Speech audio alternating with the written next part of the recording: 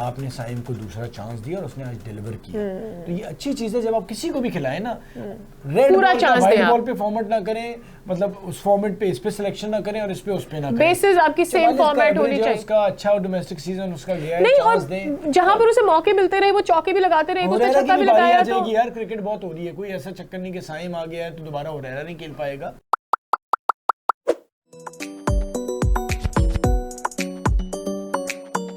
Test का पहला दिन था, सोचा था कि हाँ भाई थोड़ा बॉलर्स को सपोर्ट करेगी ये विकेट, लेकिन ये नहीं सोचा था कि ऑल ऑफ अ सडन 16 के ऊपर 3 विकेटें आपके बड़े बड़े बल्लेबाज वापस चले जाएंगे। आई मीन मुझे ऐसा लगा कि बांग्लादेश ने कोई बहुत खास गेंदें नहीं कराई, बुरा हो सकता था, इतना बुरा हो सकता था मुझे नहीं पता था। 1 मिनट देंगी। अच्छा जी, ये दोनों जरा इश्तिहार चलाइएगा। ये जी 2 इश्तिहार आए हैं, एक है white ball coach fielding coach के लिए, दूसरा है जी खवातीन की क्रिकेट टीम के हेड कोच के लिए। अच्छा, वाइट बॉल के कोच के लिए जो इश्तिहार आया है उसमें लेवल 3 फील्डिंग कोच के लिए लेवल 3 मांगा है। अच्छा, खवातीन का जो हेड कोच है वो फील्डिंग कोच पे लेवल 3 है, उस पे लेवल 2 का अच्छा कोच चाहिए। एक समझ नहीं आ रहा कि क्या खवातीन के लिए आपको हल्का कम क्वालिफाइड बंदा चाहिए, कोच चाहिए और मर्दों की फील्डिंग के लिए ज्यादा अच्छा भारी चाहिए क्योंकि वो ज्यादा देखी अच्छा, जाती है। उसमें लोग कह ही रहे हैं कि होता बास वक्त ये भी होता है कि ऑलरेडी हमारे पीसीबी देखे कोच डिसाइडेड होता है, जितनी आपकी काबिलियत है ना उसी हिसाब से इश्तिहार बनता है। नहीं करें, ये भी होता है, पहले होता है शुरू से। तो अच्छा, तो मतलब ये कि लेवल 2 का कोच ऑलरेडी विमेन के लिए एज हेड कोच डिसाइडेड है, पॉसिबली एंड एलिजिबली, और फील्डिंग का भी डिसाइडेड होगा लेकिन वो लेवल 3 होगा। अरे भाई, अगर करना है तो दोनों का लेवल 2 कर दो, अगर लेवल 3 आ जाता है मतलब फ्लूक है। मतलब आप चीटिंग के लिए भी अक्लमंदी चाहिए होती है, अगर आपने करना ही है अपनी सिलेक्शन जो मर्जी करें, हाँ, लेकिन दोनों के लिए लेवल 2 कर दें, एक पे लेवल 3 आ गया तो और अच्छी बात है। क्राइटेरिया वो कर दें तो भाई प्लीज देखें, इस किस्म के भंड ना मारा करें, बड़ा मजाक उठता है हमारा। आ जाए जी मैच के ऊपर। अच्छा, मुझे बताएं, ऑल्दो बहुत कोई अच्छी गेंदें नहीं थी फ्रॉम बांग्लादेशी साइड, बट ऐसा भी नहीं था कि टू बैड, फील्डिंग भी बहुत अच्छी थी, सारी चीजें थी, लेकिन मुझे फिर भी ऐसा लगा कि भाई जल्दबाजी किस चीज की थी। आपको पता था कि विकेट शायद आपको उतनी सपोर्ट नहीं करेगी, मतलब पहले से अगर पता हो कि यार विकेट बहुत गंदी हो सकती है, आप एक्स्ट्रा कॉशियस हो गए ना, तो ऐसा क्या हुआ? ठीक है, आपको आगे साइम ने या सऊद शकील ने संभाल दिया, विल कम टू दैट, लेकिन यार इतनी जल्दबाजी किसकी थी? मतलब अब्दुल्ला भी भागते भागते वापस चले गए, बाबर आजम भी भागते भागते वापस चले गए, समझ में नहीं आया। अच्छा, मुझे एक तो थोड़ा सा मैं आपको ये कहूँगा कि मुझे लगता है कि ये टॉस खुशकिस्मती रही आपकी कि आप हार गए, क्योंकि विकेट पे जितना शोर मचा हुआ था ना कि हरा विकेट है और यूं होगा और वो होगा, ऐसा कुछ नहीं था। ठीक है, थोड़ा सा नया बॉल हेल्प करता किया, है, हाँ। और वो कुकू बोरा वैसे ही थोड़ी देर के लिए आपको करता है, बट हम बुरा खेले। और लेकिन अगर हम थोड़े रन ज्यादा बना गए कल जाके तो चौथी इनिंग्स में मुझे लगता है विकेट जब जो बारी चेस करेगी बांग्लादेश तो उन्हें मसाइल होंगी। सही। साथ आप अगर ये बात करेंगी तो आप देखें अब्दुल्ला का भी कोई बॉल ऐसा नहीं हुआ था। फिर जब बाबर आउट हुआ तो भी लेग साइड से ना, लेकिन एक्स्ट्रा ऑर्डिनरी फील्डिंग थी, उन्होंने कोई चांस नहीं दिया। फिर साइम भी अपना दैट इज अ प्लस ना।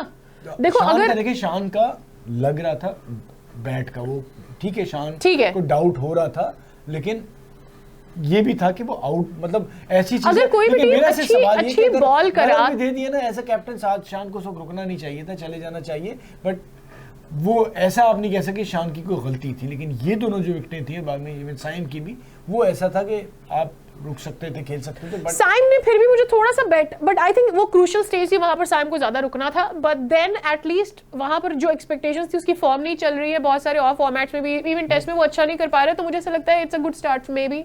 लेकिन सादिया बहुत अच्छा डिसीजन पीसी कैप्टन का था, कोच का था, to keep him in the team. ने एक टेस्ट खेला था, उन्होंने रादर के हमारे यहाँ होता ही है कि एक टेस्ट के बाद आप फारिग कर देते हैं, आपने साइम को दूसरा चांस दिया और उसने आज डिलीवर किया।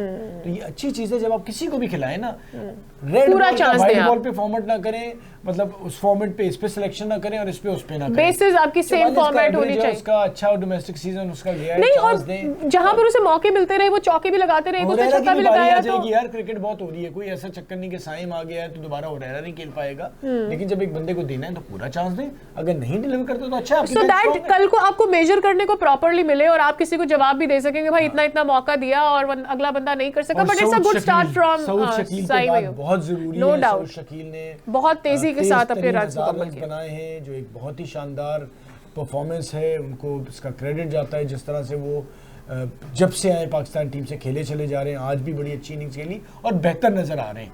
जब सऊद और साइम ने खेलना शुरू किया ना सऊद के साथ, तो बिल्कुल माहौल चेंज हो गया। तो उससे पहले सब दब दब के खेल रहे थे, लेकिन उन्होंने बिल्कुल सिचुएशन ही चेंज कर दी, रन बॉल पे आ गए, तेज खेलना शुरू किया। अच्छा, इस किस्म के विकेट जिसमें थोड़ा सा बॉलर्स के लिए होता है ना, अब जितने शॉट्स खेलते हैं ना तो प्रेशर शिफ्ट होता जाता है, क्योंकि उन्हें भी जल्दी विकेटें चाहिए होती हैं। तो इस वक्त जो सिचुएशन है, कल देखें किस तरह से होता है। पाकिस्तान के वो जो जल्दी आउट हुए थे उससे उसने रिकवर कर लिया है, और मुझे लगता है कि अगर पाकिस्तान और थोड़ा सा लंबा खेल जाता है तो फिर बांग्लादेश के लिए मसाइल होंगे। But on the other hand आप देखें तो उस मौसम की बात चल रही है कि शायद ये पूरा टेस्ट मैच ना हो पाए। और साथ साथ एक और अफसोस, आज भी तो बारिश हुई ना, शर्म की बात ये है कि बांग्लादेश ए को आपने बुलाया, पहला टेस्ट भी पूरा नहीं हुआ, ये 2 डे था ये भी नहीं हुआ।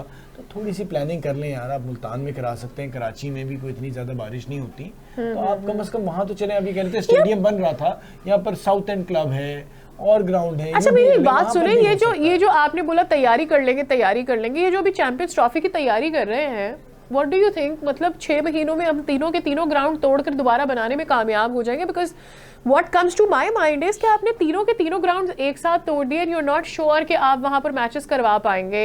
नहीं, मुझे लग रहा है कि it is going to be very very tough. What do you think? देखिए, बहुत मुश्किल काम है, क्योंकि आपने स्टेडियम तोड़ दिए हैं और 6 महीने में इतना कुछ हो जाना, अगर हो गया सलाम। अगर खुदा ना खास्ता नहीं हो पाया, तो वो लोग जो यहाँ नहीं खेलना चाह रहे, ये इवेंट नहीं चाह रहे कि ना हो, उनको एक बात मिल जाएगी। तो अब इसे बहुत फोकस के साथ, मतलब आप समझ लें 6 महीने के अंदर, अगर आप फरवरी आप जा रहे हैं तो आपको जनवरी में ये कंप्लीट चाहिए, तब आप उस पोजीशन में होंगे कि आप टीमें आके, क्योंकि टीमें पहले भी आएंगी, बहुत कुछ होगा। No, but ground has to be completed before time, ताकि अगर इंग्लैंड आ रही है, आपको नहीं लगता फवाद भाई, the ground has to be completed by December, so that at least they are in the clear picture कि भाई आगे अगर नहीं कंप्लीट होते तो मतलब आप क्या पूरी सिक्योरिटी टीम है, 10 चीजें और हैं, जायजा लेंगे, सारे मामलात देखेंगे, तो आप और बिल्कुल नेक टू नेक तो चल के नहीं चीजों को वो बाद में अप्रूव करवाए। So it's not going to be easy, professionally तो ऐसे नहीं होता। बहरहाल मचा हुआ है कि जी इंडिया कब्जा करने वाला है, जे शाह करने जा रहे थे। अच्छा, ये मुझे समझ में नहीं आता, ऑस्ट्रेलिया, वैसे तो आप देखें ना, ऑस्ट्रेलिया इंडिया कभी तो इतनी दोस्ती पे चले जाते हैं, फिर कभी इनकी कट्टी शुरू हो जाती है, मुझे ये समझ में नहीं आता। हाँ, एक जमाना था जब बिग थ्री की बात हो रही थी, फिर बीच में आईपीएल आया तो यू नो ऑब्वियसली जो फाइनेंसेस थे वो वन साइड हो गए। फिर जब इंडिया बहुत बड़ा होने लगा फाइनेंशियली, तो अब Australia once again has a problem with that, which I think जो वो बात करें कि आईसीसी के हेड को हटाने में जो है जे शाह ने बड़ी साजिश की है, और वो चाहते थे कि बार्कले हट जाए ताकि कोई इंडियन आके वहां बैठ जाए और वो सारी इजारादारी जो है इंडिया की हो जाए। मुझे ऐसा लगता है कि यार why would you do something as long as India was working with you, you were okay with it. अब आपको लग रहा है इंडिया आपसे आगे निकल गया तो आपको तकलीफ हो रही है फाइनेंशियली। उनके पास पावर है, उनके पास पैसा है, और जब वो आपको साथ मिला लेते हैं तो आपको परेशानी नहीं होती, तो आप बात कर रही हैं। और जब वो अकेले कर रहे होते हैं तो फिर आपको परेशानी होती है। तो भाई पावर है उनके पास, सब कुछ उनके पास है, तो आपको बर्दाश्त करना पड़ेगा। तो ये इस वक्त वो सिचुएशन है। आप आईपीएल के लिए आपने अलग से विंडो जब रखी गई है तो रखी गई, क्योंकि सारे बोर्ड को पैसे जाते हैं, और बाकी भी जो रेवेन्यू शेयरिंग के हिसाब से ज्यादा पैसा तो इंडिया से आ रहा है। तो भाई पावर इंडिया के पास है, पैसा इंडिया के पास है, हिम्मत है तो पास कर, वरना बर्दाश्त कर। और जहां तक इसकी ताल्लुक है, जिसके पास भी पावर आती है, कोई मेरिट, कोई ईमानदारी से कोई जब इवन इंग्लिश क्रिकेट बोर्ड वाला जो when they had the power, they had been the way, मतलब इवन ऑस्ट्रेलिया जब बिग 3 बनाना चाह रहा था इंग्लिश क्रिकेट बोर्ड के साथ मिलके इंडिया के साथ, तो उस वक्त सब सही था। उस वक्त जब चीजें हो रही थी, तो मुझे ऐसा लगता है कि यार आप इट्स द मेरे ख्याल में ये डिच होगा इंडिया के लिए अगर ऑस्ट्रेलिया अब आकर उनके साथ ऐसा करे कि दे थिंक इंडिया के आगे कोई कुछ नहीं कर सकता।